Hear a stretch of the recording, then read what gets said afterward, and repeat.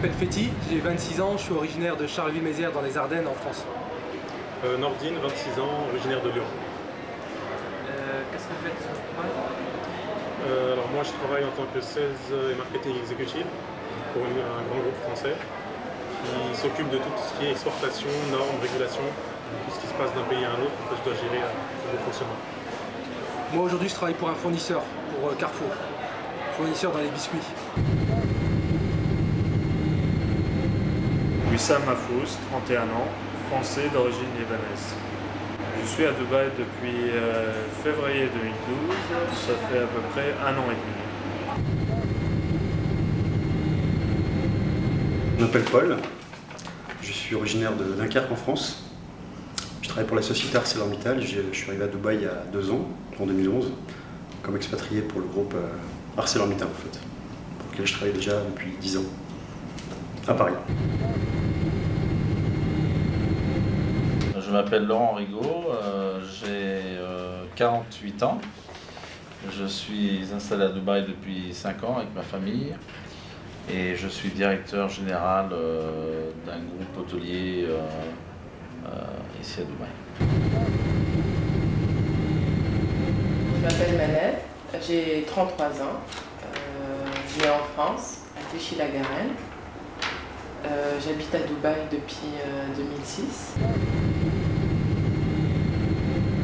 Donc, je m'appelle Anthony Ahunon, je suis né à Perpignan, dans le sud de la France, et donc forcément je suis de nationalité française, même si on ne dirait pas sur ma tête, mais je suis quand même français. Vous êtes depuis quand à Dubaï? Ça fait 9 mois qu'on est ici.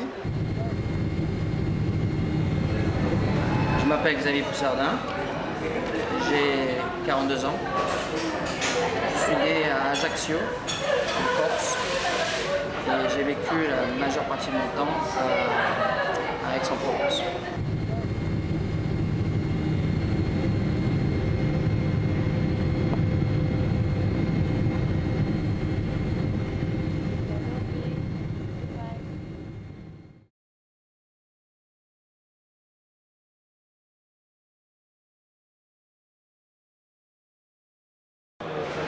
Moi j'ai un master en commerce international, donc j'ai fait mes études en Angleterre en fait. Quand j'ai commencé en France jusqu'au BTS, j'ai fait ma licence et mon master en Angleterre en 2 ans. Et donc j'ai eu un master il y a quelques années déjà en commerce international, international business. Et moi une licence manager de rayon à Amiens, une licence professionnelle, manager de rayon. J'ai un BTS communication des entreprises. D'accord, vous travaillez à l'Alliance française. Oui, depuis 2008. Quel est votre statut à l'Alliance? Alors, je m'occupe de l'annexe de l'Alliance française de Dubai au Mall of the Emirates, qui est ouverte depuis 2008, septembre 2008. Et depuis, je suis à l'Alliance. J'ai fait une maîtrise en commerce international, à la suite de quoi je suis parti aux États-Unis et j'ai fait mon MBA aux États-Unis à Nashville. Moi j'ai passé un CAP et un BEP d'employé de restaurant. Donc j'ai démarré ma carrière comme serveur dans un restaurant en France. Si vous êtes pâtissier et que vous êtes talentueux et que vous avez juste un CAP de pâtisserie, vous pouvez venir vous installer à Dubaï. Vous pouvez ouvrir votre magasin, il suffit juste que vous sachiez parler anglais, que vous ayez de l'ambition. Vous pouvez ouvrir votre pâtisserie, demain vous faites des millions. C'est ça, j'aurais envie de dire, c'est ça, les gens, il faut qu'ils arrivent à identifier qu'est-ce qu'ils veulent vraiment être. Et après, bien sûr, ceux qui ont des diplômes, bon, mais ils cherchent du travail, comme n'importe qui pourrait chercher du travail, mais ce que j'ai envie de dire, c'est que les chances d'accès au succès sont pratiquement égales, parce qu'une chose qu'on se rend compte quand on habite à Dubaï, c'est que le passeport français, ou un passeport européen, ça vaut de l'or.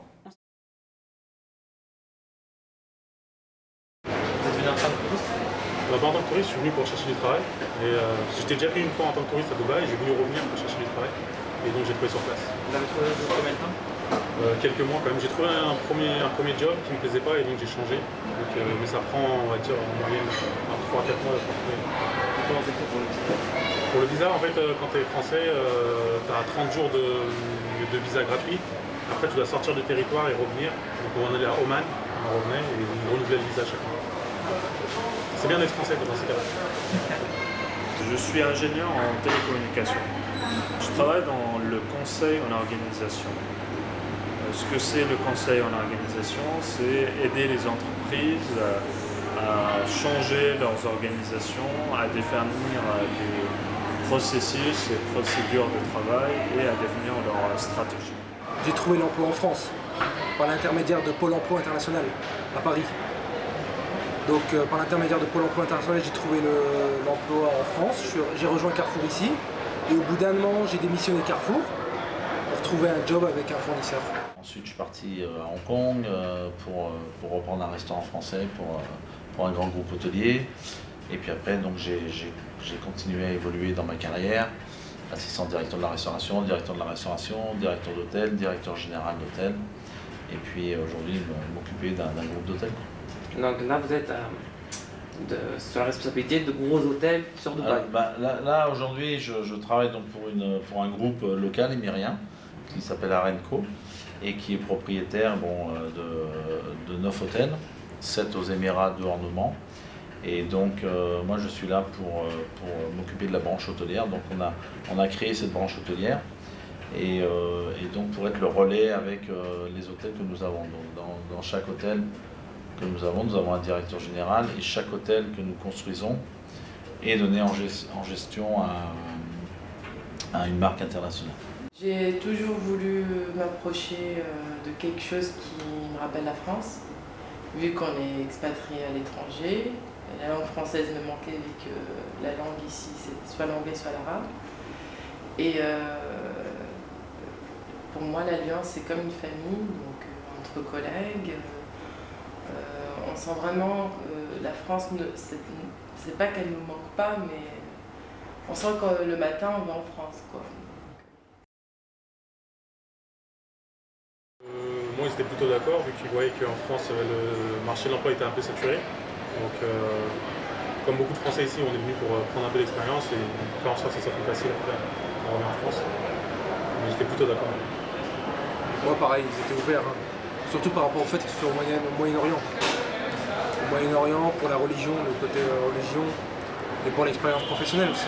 Tout le monde vient ici au Moyen-Orient maintenant pour le côté professionnel. Non, je suis pas encore marié pour l'instant, mais bon, ça peut venir rapidement, ça. On sait pas. Vous rendez visite de temps en temps à votre famille ou ils interviennent ici Je vais 2 fois par an en France, j'y vais l'été et à Noël. Et eux viennent à tour de rôle en fait. Ma femme et mes enfants mon fils vient juste de rentrer en France pour continuer ses études. Votre fils a quel âge 18 ans et il rentre dans une école de commerce à Lyon à la rentrée de septembre. Il souhaite lui aussi s'expatrier sur Dubaï. Mes enfants sont nés et ont toujours vécu à l'étranger. Donc pour eux, la France est une nouvelle expatriation. Ils découvrent leur pays. Je suis arrivé à Dubaï au mois de novembre 2008. J'ai 3 enfants. Je suis marié à une femme anglaise, qui s'appelle Nathalie. Et mes enfants ont 13 ans, 8 ans et 6 ans.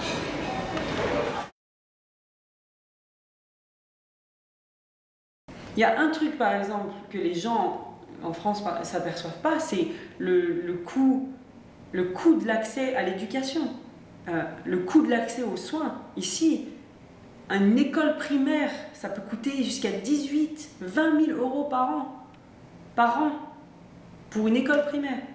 En France, on étudie gratuitement. Si on n'a pas mis les pieds en dehors de la France, on ne peut pas se rendre compte de ça. On ne peut pas se rendre compte de qu'est-ce que c'est que de montrer une carte vitale et d'avoir tous ces soins, ou même son docteur payé. On ne s'en rend pas compte, ça. C'est des choses qu'on pense qui sont dues, qui nous ont été données parce qu'on les a depuis toujours.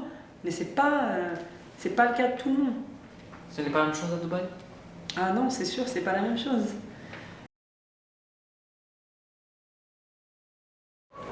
Il y a un certain comportement à adopter, surtout pour les femmes. On ne peut pas s'habiller de certaines manières.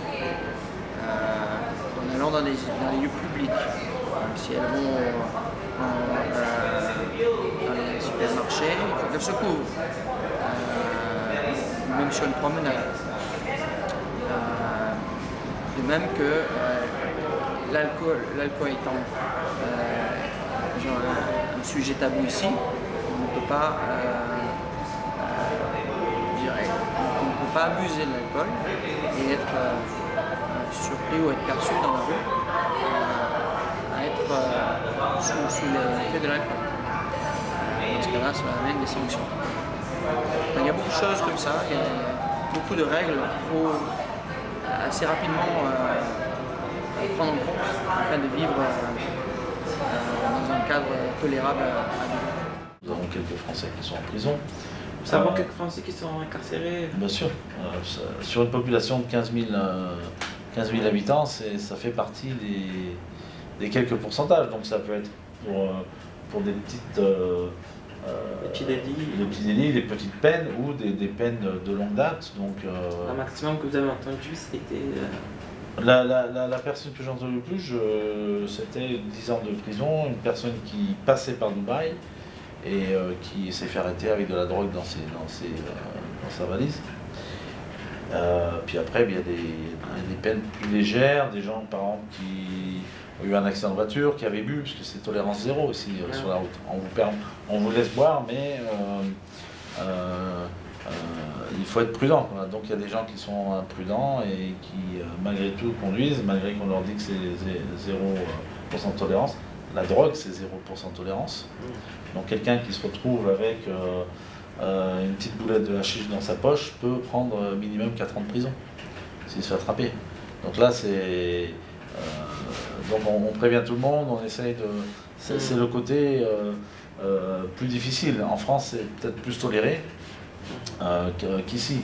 Donc ça, peut-être, ça fait partie des... Ici, il n'y a pas de problème de sécurité, donc les lois sont sévères, je pense que c'est... Voilà, parce que les lois sont sévères, je pense qu'il y a très peu d'insécurité. Je ne vais pas vous dire qu'il n'y en a pas, ce serait pas vrai. Il y a, bien sûr, on lit dans les journaux tous les jours, tiens, il y a eu ça, mais ce n'est pas la même chose qu'en Europe, puisque quand vous faites attraper ici, c'est du sérieux, quoi. Une de mes activités est de collecter des livres en français pour nos prisonniers. Donc régulièrement, je fais des appels dans notre communauté et je donne ces livres au consulat qui les portent à nos prisonniers. Et comment ils sont, ces prisonniers? Ils sont... Moi, je n'ai pas eu l'opportunité de les rencontrer, puisque c'est assez strict le système des visites. Donc nous avons quelqu'un au consulat qui s'en occupe. Donc cette personne les rencontre et donc... bon, c'est une prison, hein, une prison c'est une prison. Hein. Donc malheureusement, mais bon, c'est pas le même système judiciaire qu'on pourra avoir en Europe. Donc je dis toujours un petit peu à tout le monde de faire très attention parce que c'est une fois qu'on est à l'intérieur, c'est un Australien est mort à cause de la brutalité qu'il a reçue de la police émiratie. C'est une histoire, il y a des histoires à propos de personnes justement qui viennent en vacances ici, qui boivent trop, qui font des choses qu'ils ne devraient pas faire et qui se retrouvent du mauvais côté de la loi. Que pensez-vous des droits de l'homme à Dubaï, aux Émirats arabes unis? Je préfère ne pas commenter sur cette question. Ça, c'est la question qu'ils ont posée à François Hollande quand il est venu, tiens. Il n'a pas répondu. Nous, on est expat ici, et donc on n'est pas dans notre pays, donc on n'a pas à dire ce qu'on pense de ce qu'ils font, on respecte. Si on n'est pas content, je pense qu'il faudrait quitter. Les droits de l'homme dans les Émirats, je dirais, no comment. Je suis pas forcément pour l'esclavagisme, ni pour toute autre sorte de droit ou de non-droit justement qu'il y a dans différents pays. L'exemple de la maid. Une maid, c'est vrai, elle est payée entre 200 et 400 euros ici à Dubaï.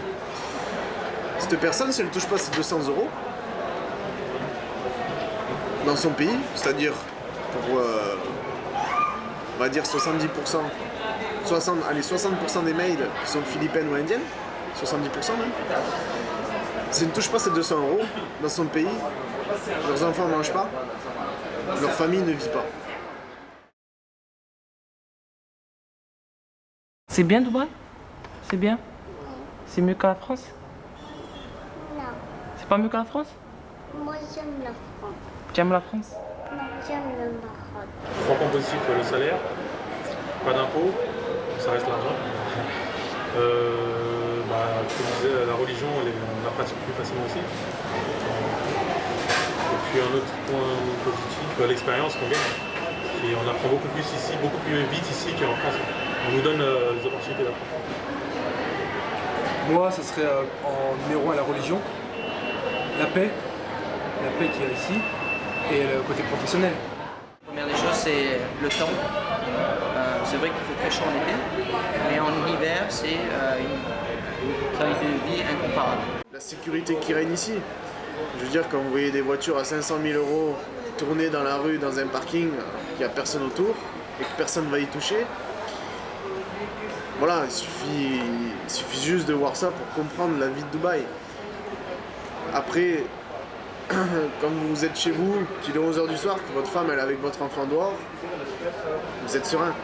Si c'est la même chose quand j'étais en France, quand j'étais à Marseille, quand j'étais à Paris, ben c'était juste impossible. Parce que je laissais jamais ma femme à 10h ou 11h du soir toute seule dehors. C'était juste impossible. Aujourd'hui, c'est une autre qualité de vie, un autre confort de vie. C'est sûr qu'à Dubaï, les 35 heures, elles n'existent pas. Donc pour certains, ça sera le point, on va dire, négatif. Pour d'autres, je trouve que quand on travaille plus, gagner plus, comme notre ancien président nous avait dit ça, si c'est vraiment vrai, que c'est justifié. À Dubaï, en tout cas, ceux qui travaillent, ils gagnent de l'argent. Très peu sensibilisés à la culture des Émiratis. On les voit très rarement et se cachent. Ils n'aiment pas forcément se mélanger ou discuter avec les expatriés. Troisième point négatif,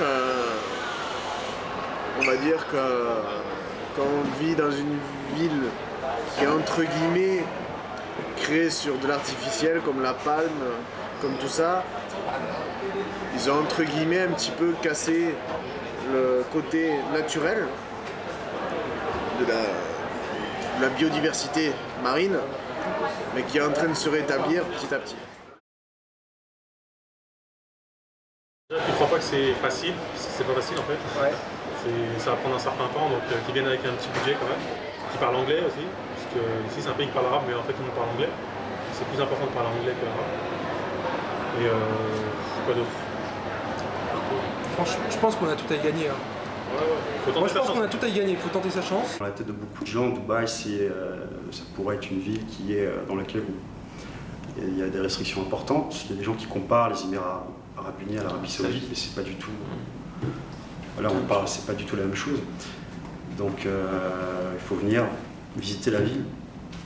Et dans l'ensemble, les gens sont agréablement surpris et ça se passe bien. S'expatrier à Dubaï, ce n'est pas forcément le paradis, comme on peut le percevoir. Se voir dans le sens où c'est vrai que c'est bien, on y vit bien, on peut trouver une certaine qualité de vie, mais il faut s'expatrier pour les bonnes raisons aussi. C'est pas un Eldorado. On travaille tous beaucoup. On ramasse pas d'argent par terre, hein, ça pousse pas malheureusement.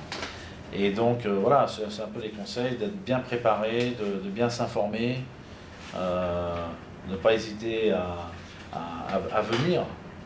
Si on n'a pas un travail, à venir avant. Il y a beaucoup de gens qui font ça, qui viennent passer 10 jours, 15 jours de vacances et voir s'ils peuvent s'adapter. Parce que si c'est une première expatriation, on a beaucoup de différences entre notre pays et ce pays. Donc il faut l'expatriation, partout d'ailleurs. Hein, moi je conseille toujours aux gens de venir voir d'abord pour eux, surtout s'ils ont une famille, c'est pas toujours évident. Si vous venez en famille pour les enfants, l'adaptation, bon on a un lycée français, mais l'adaptation, l'environnement, la langue, donc ça c'est important.